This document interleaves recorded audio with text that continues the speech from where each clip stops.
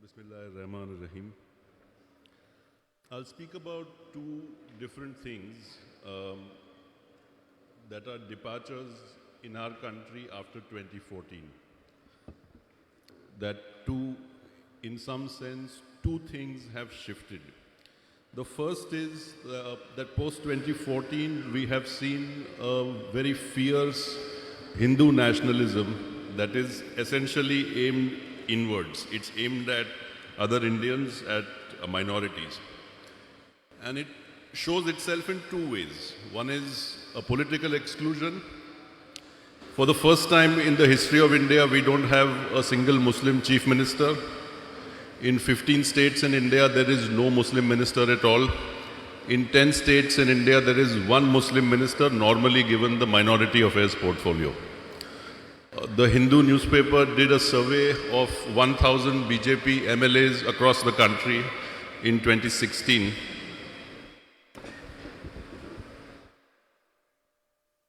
Thank you. Of those 1,000 MLAs at that point, 4 were Muslims. Today, my count is that there is only one, the Deputy Speaker in Assam. The remaining 999 plus MLAs the BJP has, not a single one of them is a Muslim. There is no particular ideological framework within which this exclusion is happening. The BJP is the largest party in this country. It is not operating on any specific framework like a Maududist framework that they tried to apply in Pakistan. This is just exclusion for the sake of it. In 1965, Deen Dayal Upadhyay had made a speech where he said that the aim of the RSS, meaning the Jana Sangh and the BJP, was, quote, the political defeat of the Muslims. And I think in large measure, since 2014, we have seen an effort to politically defeat Muslims. There are 4 crore Muslims in UP. Even the cabinet minister who looks at Waqf is not a Muslim and has not been for 2 polls. So you've got 4 crore Muslims with no representation at all in government. Beef lynching as a category of violence began after 2015 when the Prime Minister asked the BJP states to legislate laws, and 2 states began, Maharashtra, which was under the BJP then, and Haryana first, and then a series of violent episodes started. The beef laws reverse the burden of proof. So in normal common law, if somebody is accused of murder, the state has to prove that the person has committed the crime. In the beef laws, the burden of proof is reversed. I'll give you an example of what that means. In Gujarat in 2019, a Muslim man was accused of serving beef at his daughter's wedding. The police could not prove that that meat was beef. The judge sentenced him to 10 years in jail, saying that because the police could not prove, it was for the man to prove that the meat was not beef, which obviously he could not do. That sentence was later reversed by the High Court, but this is where the judiciary is. After 2018, 7 BJP states have legislated laws that criminalize marriage between Hindus and Muslims. Karnataka and Haryana were the latest. Once again, the burden of proof is reversed. That the testimony of an adult woman that she converted of free volition is not sufficient evidence for the state. It is for the man she is marrying and the family she is marrying into to show that there was no coercion. The Muslim men of India are the only section of society for whom divorce is a criminal act. So the Supreme Court said that triple talaq in one sitting is invalid. Meaning if you say it, you remain married and you don't get divorced. After that, Parliament passed a law which said that if these 3 words are said, you go to jail. The sentence is as much as rioting with a deadly weapon, which is 3 years. So we have a situation today in India, if a non-Muslim man says talaq, talaq, talaq to his wife, in one sitting, they are not divorced and it is not a crime. If a Muslim man is accused of saying the same thing, the same three words, he is also not divorced, but it becomes a crime. The exclusion of Muslims from the CAA, we know what the Home Minister has said in terms of chronology, that we have to read these two laws together. First, CAA will come, remove the non-Muslims from the list. Then the NRC will come, as is happening in the state of Assam. Then the Muslims will be trapped and will need to show their citizenship. The reality is that many of these difficult laws, the Supreme Court has chosen not to hear. So CAA is a law, remains a law. While it has not been implemented, the fact is that the Supreme Court has chosen not to hear it with the kind of urgency that it should have. Gujarat has a law called Ashant Dharo, the Disturbed Areas Act, which prohibits Muslims and Hindus from either renting or buying property in all of the cities. So the government designates certain neighborhoods as being disturbed. And then if Muslims and Hindus want to either rent or buy property in that neighborhood, they have to file an affidavit declaring what their religion is. And it is for the district magistrate or the collector to say whether or not the rent or sale deed can go through. Basically, Muslims cannot rent or buy properties in parts of Gujarat where foreigners can. Kashmir is the only part of India that is not under democratic rule. It's also the only part of India that has a Muslim majority. Kashmir is ruled directly by the center. The laws used in Kashmir are not used anywhere else, including after the change in 2019.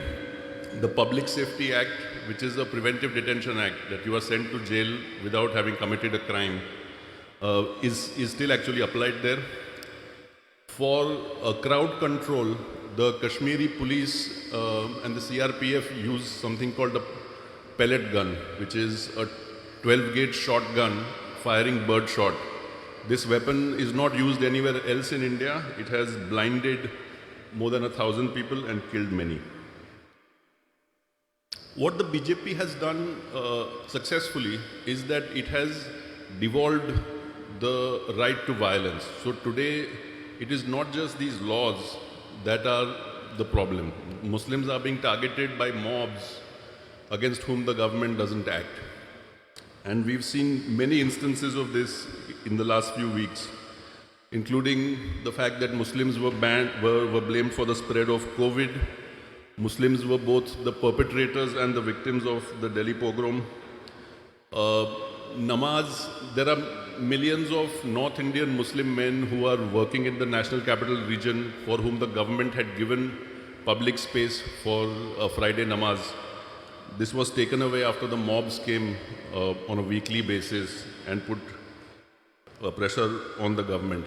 Muslims in Karnataka cannot vend in places near the temples. That is what we heard 2 months ago. Hijab, which was basically a circular, began to be implemented. The ban began to be implemented after mobs of Hindu men started to terrorize the Muslim young women and girls going into school. In Gujarat, Muslim vendors of eggs and meat were kicked off the street.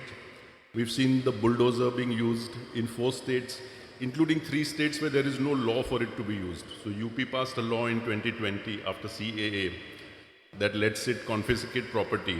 It doesn't allow it to bulldoze. But 3 other BJP states, including Madhya Pradesh and Gujarat, have been using the bulldozer outside of the law. Basically, the genie has left the bottle, and we will face more of this because the size of the state in India, the size of the government is small. Once the mob has been empowered to act against Muslims, it will be very difficult to pull it back. So we will see probably an increase in the sorts of things that we have seen. I'll switch very briefly to something that is not related in some ways, but is as important, which is on the side of the economy and what Mr. Modi and the BJP have done. So there are 5 crore fewer people working today in India than were working in 2014. In 2014, 45 crore Indians had work. Today, only 40 crore Indians have work. This is government data. About 11 crore more people came into the workforce. They came in of the age of more than 15 in the 8 years since. So not only have we not been able to add jobs, not only have we not been able to keep the jobs we had, we've lost the jobs that we had in 2014. The labor force participation rate in India, which is that part of the population that is 15 years or more of age, that is working, is the lowest in India in South Asia. It was lower than in Afghanistan before the Taliban took over. It's lower than Pakistan, lower than Bangladesh. Manufacturing's share of GDP has gone from 16% before Make in India to 13%. Manrega, the BJP wanted to limit Manrega to 1/3 of the districts in the country, but it has become 4 times the size since 2014 because there are no jobs. Indians were spending less on food in 2018 than they were in 2012. This is government data. This is a survey that the government conducted, but then chose not to release. There was a sequential decline in GDP growth for 13 quarters beginning in January 2018 before COVID. Bangladesh was roughly 50% behind India in per capita GDP in 2014. So we were at about roughly $1,600, $1,600 per capita.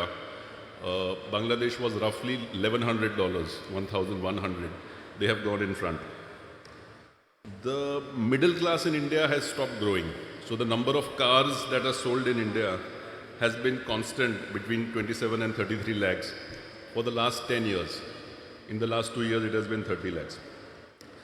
The lower middle class has stopped growing. So for the last 8 years, the number of two-wheelers that are sold has remained stagnant. And the number of upper class Indians has also remained stagnant. If you look at the automobile sales, it's a very small number of very rich people and a very large number of very poor people. 800 million people, 80 crore people for the last 2 years have been dependent on 5 kilos of wheat or rice and 1 kilo of dal from the government. And lastly, on 49 out of 53 global indices where people map corruption, soft power, hard power, democracy, rule of law, India has declined on 49 out of 53 since 2014. This is the reality. None of what I'm saying is new. What can be done is something that I will close with. We have, as citizens, 3 things that we can do. We can vote, we can go to court, and we can protest. And these are the things that I think we should be using because this country is not in a good place. And unless something is done to push back, it will remain to be in this place. I think the long future is good for all of humanity, not just India. What we are going through at the moment is not natural. This kind of hatred against Muslims, driving politics every day, driving media every day is not natural. It will end. But it will need some push from us. I think it is important that those of us who live in states like Kerala, which can influence the center in some way. Kerala was one of the first states to challenge CAA in the Supreme Court. There is enough pressure from within the state, from within Kerala, from within Bengal, from within Tamil Nadu, to make sure that the government behaves to the extent that we can stop it from misbehaving. And that is the best we can hope to do. I thank the Solidarity Movement for calling me, and I thank all of you for listening to me.